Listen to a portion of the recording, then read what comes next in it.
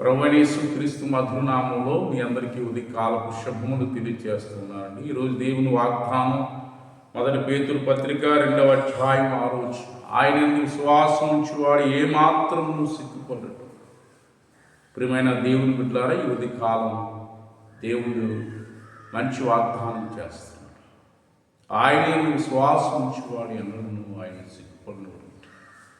యెషయా గ్రంథం 26వ అధ్యాయం 3వ వచనంలో, ఎవని మనస్సు నీ మీద ఆనుకును వారిని పూర్ణ శాంతి గలవాడిగా కాపాడుతావు. ఎందుకని కాపాడుతున్న వాగ్దానం చేసి ప్రియమైన దేవుని బిడ్డలారా, ఇది కాలం నీ సమస్యలు, నీ దుఃఖములు, నీ వ్యాధులను బట్టి వాటి నుంచి విడిపించేవాడు, నీ అనారోగ్య పరిస్థితి నుంచి విడిపించి నేను స్వస్థపరిచేటువంటి దేవుడు యేసు ప్రభువా. నీ మనస్సు ఆయన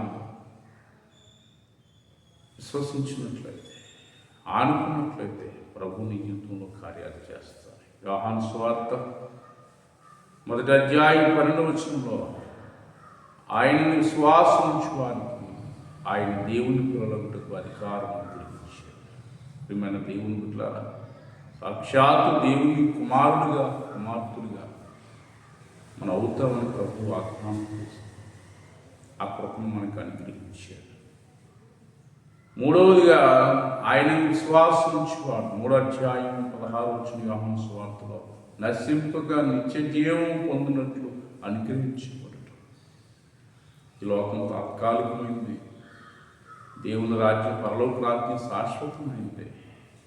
ఎవరైతే ప్రభువుని రక్షకుడిగా అంగీకరిస్తారో వారు నశించిపోకుండా నిత్య జీవం, పరలోక రాజ్యం వారికి అనుగ్రహించుకోవాలి. 4వదిగా ప్రభు వాక్యం చదివిస్తుంది. ఆయన 18వ వచనంలో, ఆయన విశ్వాసం ఉంచి వాడికి తీర్పు తీర్చబడతారు. వారి తీర్పులోని రారండి. యేసు ప్రభు విశ్వసించి ఆయన వెంబడించి వారికి ప్రార్థన చేసుకున్నాం. ప్రార్థన చేయవచ్చు. మహాపరిశుద్ధుడు వెళ్తండి, ఆయన విశ్వాసం ఉంచి వాడు ఏమాత్రం సిగ్గుపడను.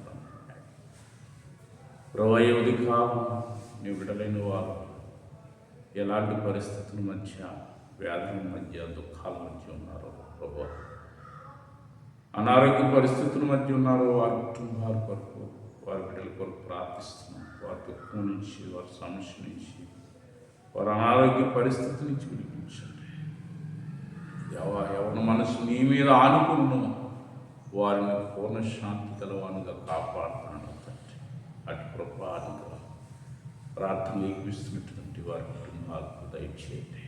ఉదయకాల స్కూల్కి, కాలేజీకి, డ్యూటీలకి, పనిపాట్లు పెడుతున్నటువంటి బిడ్డలైన వారందరికీ మీరు తోడే ఉండి నీ యొక్క పరలోకపు ఆశీర్వాదం ఆయన బిడ్డలందరికీ సమృద్ధిగా దయచేయమని యేసు నామమున ప్రార్థన చేసి వేడుకుంటున్నాను నా పరమ తండ్రి.